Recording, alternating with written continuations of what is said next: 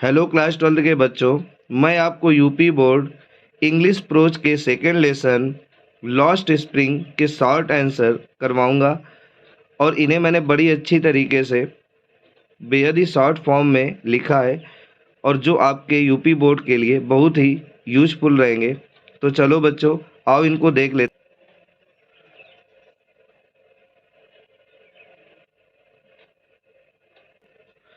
तो क्वेश्चन कहता है, why did Anees Jung ask Saheb about the school, what was its impact on Saheb. तो पहला क्वेश्चन हमारा कहता है कि एनीस जंग ने साहेब से स्कूल के बारे में क्यों पूछा, what was its impact on Saheb, और इसका साहेब पर क्या प्रभाव पड़ा। तो अनीस जंग आस्क साहेब, अनीस जंग ने साहेब से पूछा अबाउट द स्कूल, स्कूल के बारे में, बिकॉज क्योंकि सी वांटेड टू नो, वह जानना चाहती थी, about the intention of Saheb regarding studies, यानी अध्ययन को लेकर साहेब का इरादा क्या है उसके बारे में वो जानना चाहती थी। इट्स इम्पैक्ट ऑन साहेब, और इसका प्रभाव साहेब पर, वाज दैट, यह पढ़ा कि यह था कि he was very curious about school, कि वह स्कूल के बारे में बड़ा उत्सुक हो गया, क्यूरियस हो गया। And he also promises her, और उसने उनसे वादा भी किया, यह वादा भी वो करता है, दैट कि he will go to school, वह स्कूल जाएगा, इफ़ एनीवन बिल्ड इट, यदि कोई भी इसे बनवाएगा। तो चलो बच्चों, इसे एक बार फिर से देख लेते हैं। Anees Jung ask Saheb about the school because she wanted to know about the intention of Saheb regarding studies. Anees Jung ने साहेब से स्कूल के बारे में इसलिए पूछा क्योंकि वह जानना चाहती थी about the intention of Saheb regarding studies, यानी अध्ययन के बारे में साहेब का इरादा क्या है। It's impact on Saheb was that, और इसका प्रभाव साहेब पर यह था कि he was very curious about school, वह स्कूल के बारे में बड़ा उत्सुक हो गया। And he also promises her, और उसने उनसे वह वादा भी करता है, दैट कि he will go to school, वह स्कूल जाएगा, इफ़ एनीवन बिल्ड इट, यदि कोई स्कूल बनवाएगा। तो चलो बच्चों, चलते हैं नेक्स्ट क्वेश्चन में। चलने से पहले अगर अभी तक आपने हमारे चैनल को सब्सक्राइब नहीं किया तो ज़रूर कर लें, वीडियो को लाइक करें और शेयर भी करें। चलो तो अगले क्वेश्चन में चलते हैं। Why did Saheb and other rag pickers not wear chappals, what excuse did they give for it. Why did Saheb and other rag pickers not wear chappal, Saheb और दूसरे कबाड़ी लड़के चप्पल क्यों नहीं पहनते थे। What excuse did they give for it, और उन्होंने इसके लिए क्या बहाना दिया, क्या बहाना बनाया। तो चलो बच्चों, देख लेते हैं इसके आंसर को। साहेब एंड अदर रैग पिकर्स, साहेब और दूसरे कबाड़ी लड़के, डिड नॉट वियर चप्पल्स, वो चप्पल नहीं पहनते थे, बिकॉज क्योंकि इट वॉज दियर ट्रेडिशन, ये उनकी परंपरा थी। दे एक्सक्यूज्ड, और वे इसके लिए बहाना देते हैं, दैट की their mother did not give them from the shelf, कि उनकी जो माता जी हैं, डिड नॉट गिव देम, वो उन्हें देती ही नहीं है, फ्रॉम द सेल्फ यानी सेल्फ से निकाल कर उनकी माता जी उन्हें देती ही नहीं है। तो बच्चों, ये बड़ा ही छोटा सा क्वेश्चन था और बड़ी आसानी से आप इसे लिख भी सकते हैं और समझ में भी आया होगा। चलते हैं नेक्स्ट क्वेश्चन की तरफ। हाउ मैनी रैग पिकर्स, कितने रैग पिकर्स यानी कितने सारे rag pickers use to live in Seemapuri, Seemapuri में रहते थे। डेलही यानी सीमापुरी डेलही में रहते थे। How did they settle there, और वे वहाँ कैसे सेटल हो गए, कैसे स्थित हो गए, कैसे रहने लगे। तो इन सीमापुरी डेलही यानी डेलही सीमापुरी में मोर देन 10,000 रैग पिकर्स, यानी 10,000 से ज़्यादा रैग पिकर्स रहते थे, यानी ज़्यादा कबाड़ी रहते थे। यूज टू लिव, जो वहाँ रहा करते थे। एज दे आर स्क्वैटर्स, वे लोग कौन थे, स्क्वैटर्स थे। स्क्वैटर होता है बच्चों जो बिना अनुमति के बॉर्डर क्रॉस करके हमारे देश में प्रवेश कर जाते हैं।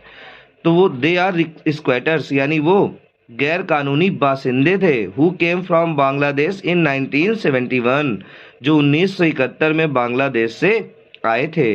दे केम हियर, वे यहाँ आए, फॉर द गोल्ड यानी धन की तलाश में, एंड और वेयर ही लिव, जहाँ वे अब वेयर ही सेटल्ड, जहाँ अब वे रहते हैं, सेटल हो गए हैं। यानी इन सीमापुरी डेलही में more than 10,000 rag picker use to live, 10,000 से भी ज़्यादा कबाड़ी रहते थे। एज दे आर स्क्वैटर्स, जैसा कि हमें पता है, दे आर स्क्वैटर्स, वे बासिंदे थे। बासिंदे हैं हु केम फ्रॉम बांग्लादेश इन 1971, जो बांग्लादेश से 1971 में आए थे। दे केम हियर, वे यहाँ आए थे फॉर द गोल्ड, यानी धन के लिए, धन की तलाश में। एंड वेरी सेटल्ड, जहाँ पर वो अब रहते हैं। चलो बच्चों अगले क्वेश्चन की तरफ चलते हैं। तो अगला क्वेश्चन कहता है what was the meaning of the garbage for children, बच्चों के लिए कचरे का मतलब क्या था। What did they find in it, और वे इसमें क्या पाते थे। तो बच्चों ये जो क्वेश्चन है ये 2022 ईजे सेट में आया हुआ क्वेश्चन है, तो ये अगली बार रिपीट होने के चांसेस है, अच्छे से समझे। The meaning of the garbage यानी कचरे का मतलब फॉर चिल्ड्रेन बच्चों के लिए वाज था रैप्ड इन वांडर, यानी आश्चर्य में लिपटी हुई कोई चीज। कचरे का मतलब बच्चों के लिए किसी आश्चर्य में लिपटी हुई कोई चीज थी। दे फाउंड अ रुपी, और वे कभी 1 रुपये पा जाते थे। और इवन आ 10 रुपी नोट, और कभी कभी उन्हें 10 का नोट भी मिल जाता था। इन इट यानी इसके अंदर, इसके अंदर बोले तो किसके अंदर, गार्बेज यानी कचरे के अंदर।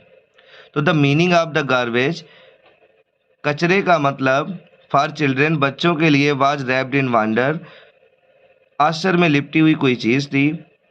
दे फाउंड अ रुपी, कभी कभी उन्हें 1 रुपये मिल जाता था। और कभी इवन अ 10 रुपी नोट, और कभी कभी उन्हें 10 का नोट भी मिल जाता था। इन इट यानी इसके अंदर।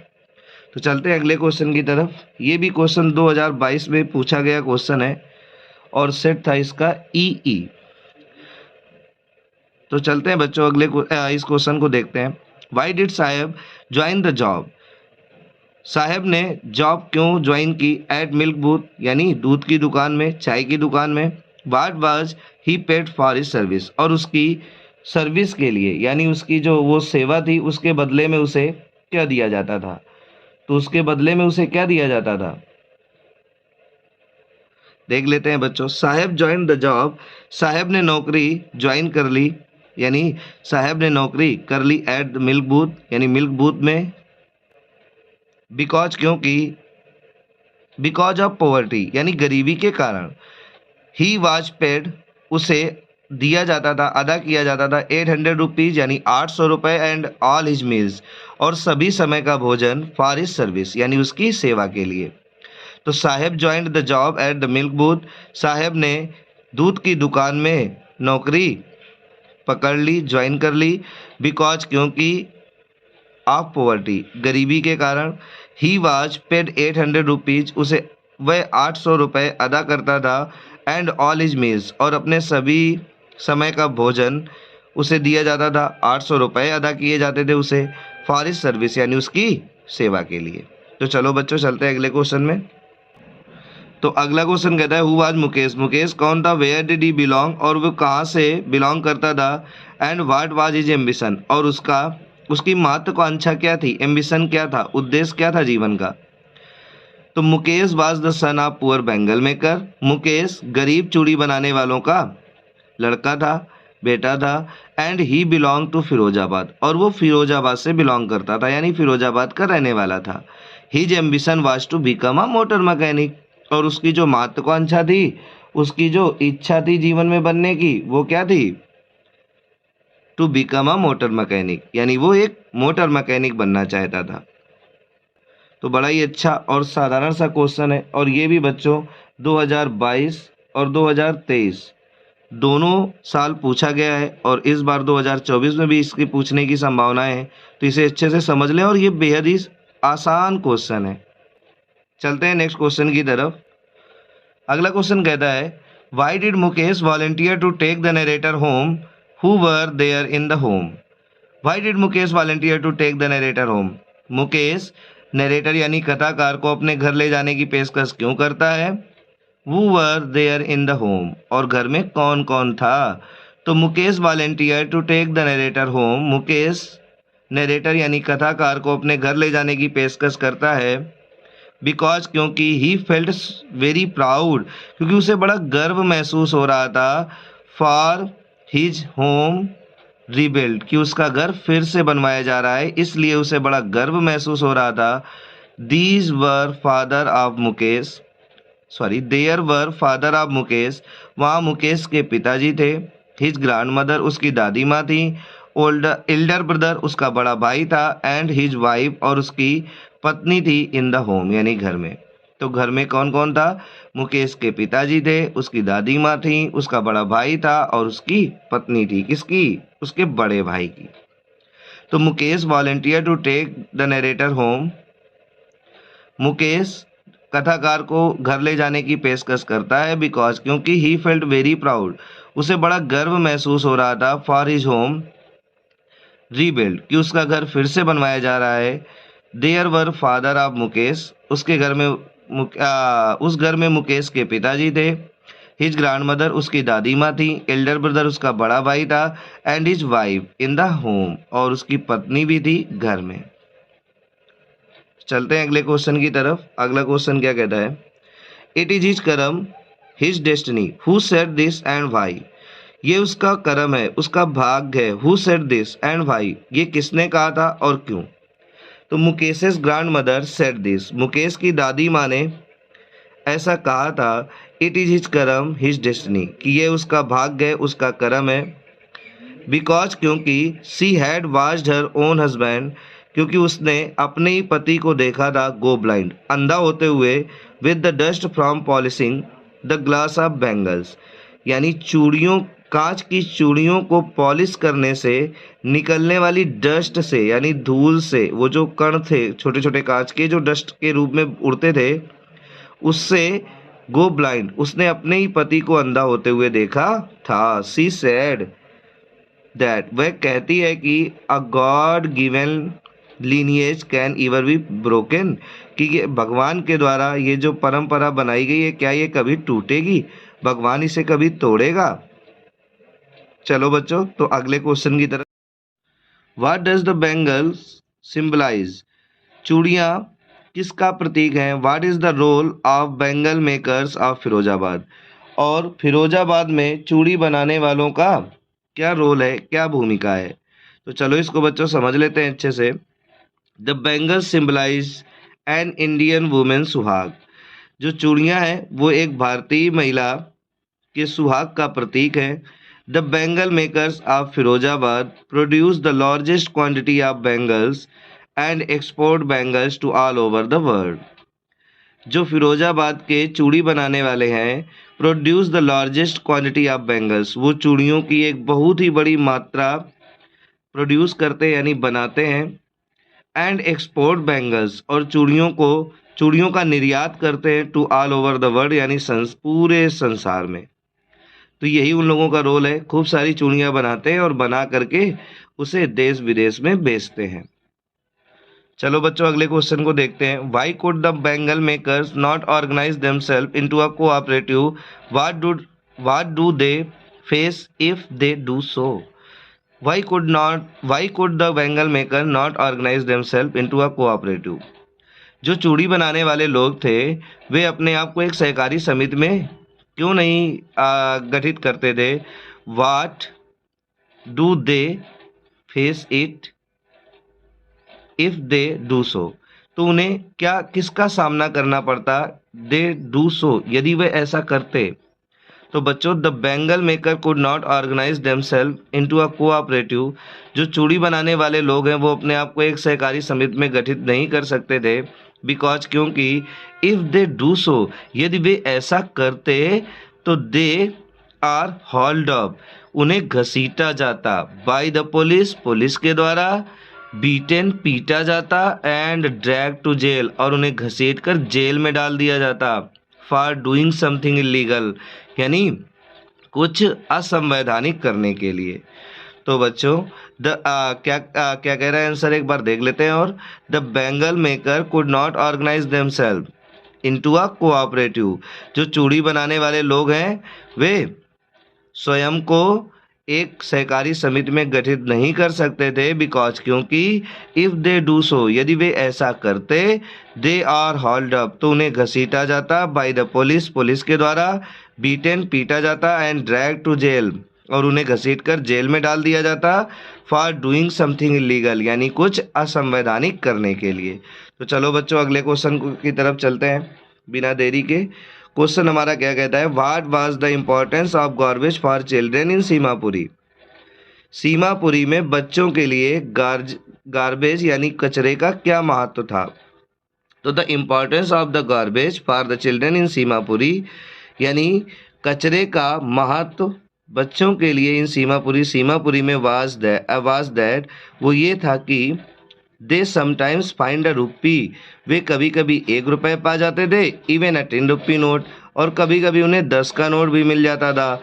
And they also find some special in it, तो कभी कभी उन्हें कुछ विशेष चीजें भी इसके अंदर मिल जाती थी। तो यही महत्व था उनके लिए। तो the importance of the garbage for children in Seemapuri was that, कचरे का महत्व बच्चों के लिए सीमापुरी में ये था कि दे समटाइम्स फाइंड अ रुपी, वे कभी कभी 1 रुपये पा जाते थे, इवन अ 10 रुपी नोट, कभी कभी उन्हें 10 का नोट भी मिल जाता था। They also find some special things in it, और वे कभी कभी इसके अंदर कुछ विशेष चीजें भी पा जाते थे। चलो बच्चों, तो अगले क्वेश्चन की तरफ चलते हैं। अगला क्वेश्चन हमारा कहता है, what explanation does the author offer for children not wearing chappal footwear. लेखिका ने जूता न पहनने वाले बच्चों के लिए क्या कहा, क्या एक्सप्लेनेशन दिया, क्या स्पष्टीकरण दिया। तो द ऑथर सेड, ऑथर ने कहा फॉर चिल्ड्रन, बच्चों के लिए, नॉट वेयरिंग फुटवियर, जो जूते नहीं पहनते थे, that travelling across the country, उन्होंने ये बताया कि देश में इधर उधर आने जाने के दौरान, घूमने के दौरान, यात्रा करने के दौरान, आई हैव सीन चिल्ड्रन, मैंने बच्चों को देखा है, वॉकिंग बेयर फुट यानी नंगे पांव टहलते हुए, चलते हुए, इन सिटीज, शहरों में, ऑन विलेजेस रोड्स यानी गांव की सड़कों पर। It is not lack of money, यह पैसे की कमी नहीं है, धन की कमी नहीं है, बट अ ट्रेडिशन, बल्कि एक परंपरा है, टू स्टे बेयर फुट यानी नंगे पांव रहने की। तो ये नंगे पांव रहने की एक परंपरा है, धन की कमी नहीं है।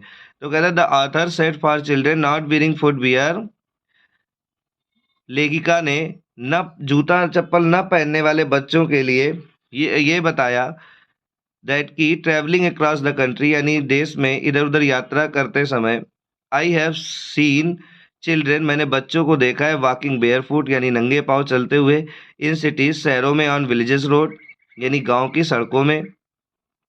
It is not lack of money, ये धन की कमी नहीं है, बट अ ट्रेडिशन, बल्कि एक परंपरा है, टू स्टे बेयर फुट यानी नंगे पांव रहने की।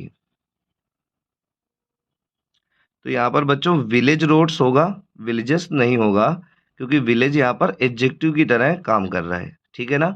तो विलेज रोड्स लिखना है, ठीक है। चलो बच्चों, चलते हैं अगले क्वेश्चन में। अगला बड़ा ही प्यारा क्वेश्चन है, why did children in Seemapuri stay barefoot, बच्चे सीमापुरी में नंगे पांव क्यों रहते थे। तो द चिल्ड्रन इन सीमापुरी में बच्चे स्टे बेयरफुट नंगे पांव रहते थे, बिकॉज क्योंकि they had not enough money two by footwear, क्योंकि उनके पास जूता चप्पल खरीदने के लिए पर्याप्त पैसा नहीं था, इवन खाने तक के लिए नहीं था, जूते चप्पल तो बहुत दूर की बात है। तो कहता है the children in Seemapuri stay barefoot, जो बच्चे थे सीमापुरी में वे नंगे पांव रहते थे, बिकॉज क्योंकि they had not enough money two by footwear, क्योंकि उनके पास जूते चप्पल खरीदने के लिए पर्याप्त पैसा नहीं था। चलो बच्चों, तो अगले क्वेश्चन की तरफ चलते हैं। What does Mukesh want to become in life, Mukesh अपने जीवन में क्या बनना चाहता है। तो Mukesh wanted to become a motor mechanic, Mukesh एक मोटर मैकेनिक बनना चाहता था। And he also wanted to being his own master in his life, और वो अपने जीवन में अपना स्वयं का मालिक भी बना रहना चाहता था।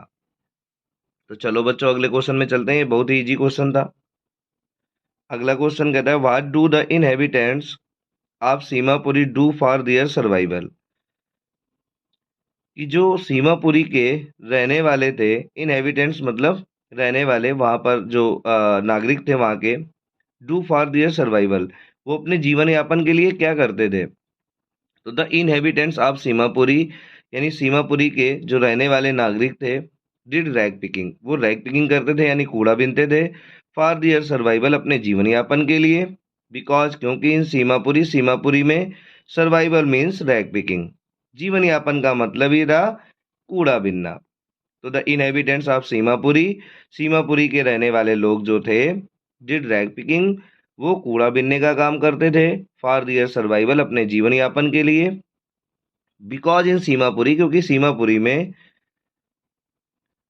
सर्वाइवल मीन्स रैग पिकिंग, जीवन यापन का मतलब ही था कूड़ा बीनना। चलो बच्चों, तो अगले क्वेश्चन में चलते हैं बिना टाइम गवाए।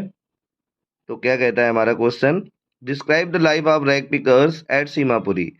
सीमापुरी के रैग पिकर्स यानी जो कूड़ा बीनने वाले थे उनके जीवन के बारे में वर्णन करो, उनके जीवन को डिस्क्राइब करो। तो the life of rag pickers at Seemapuri, Seemapuri में रहने वाले कबाड़ियों का जो जीवन था, वाज वेरी माइजरेबल, वो बड़ा दयनीय था, एंड मिसफॉर्चुनेट, और बड़ा दुर्भाग्यशाली था। बिकॉज, क्योंकि they had not enough money for survival, क्योंकि उनके पास पर्याप्त खाने के लिए पैसा नहीं था। And they lived in a slum area, और वे, मालूम है, स्लम का मतलब होता है गंदी बस्ती, यानी गंदी बस्ती वाले क्षेत्र में रहते थे। And they had nothing to do except rag picking, और उनके पास कूड़ा बीनने के अलावा कुछ भी करने के लिए नहीं था। तो the life of rag pickers यानी कूड़ा बीनने वालों का जीवन एट सीमापुरी, सीमापुरी पर, वाज वेरी माइजरेबल, वो बड़ा दयनीय था, एंड मिसफॉर्चुनेट, और दुर्भाग्यशाली था। बिकॉज, क्योंकि they had not enough money for survival, क्योंकि उनके पास जीवन यापन के लिए पर्याप्त धन नहीं था। And they lived in Aslam, और वो गंदी बस्ती में रहते थे, या कहते हैं स्लम एरिया यानी गंदी बस्ती वाले क्षेत्र में रहते थे। And they had nothing to do except rag picking, और उनके पास कूड़ा बीनने के अलावा कोई कुछ भी और करने के लिए नहीं था। चलो बच्चों, अगले क्वेश्चन में चलते हैं। तो ये बच्चों हमारा अंतिम क्वेश्चन है, where is Seemapuri situated. Seemapuri कहाँ स्थित था? तो कहाँ स्थित था बच्चों? दिल्ली के सीमा पर। तो सीमापुरी इज सिचुएटेड, सीमापुरी स्थित था on the periphery of Delhi, यानी दिल्ली के सीमा पर। Where 10,000 rag picker use to live, जहाँ पर 10,000 कुबाड़ी रहते थे। तो Seemapuri situated on the periphery of Delhi, Seemapuri Delhi की सीमा पर स्थित है। Where 10,000 rag picker use to live, जहाँ पर 10,000 कूड़ा बीनने वाले रहते हैं। तो उसने पूछा था कि सीमापुरी कहाँ स्थित है, तो कहाँ स्थित है? दिल्ली की सीमा में स्थित है, जहाँ 10,000 कबाड़ी रहते हैं। तो चलो बच्चों, इस तरह से इस लेसन के शॉर्ट आंसर कंप्लीट हुए। अब हम लॉन्ग आंसर का भी वीडियो जल्दी ही डाल देंगे। अब हमारे चैनल इंग्लिश विद ASR को जरूर सब्सक्राइब कर लें और वीडियो को शेयर करें। अच्छा लगा हो तो लाइक भी करें। धन्यवाद।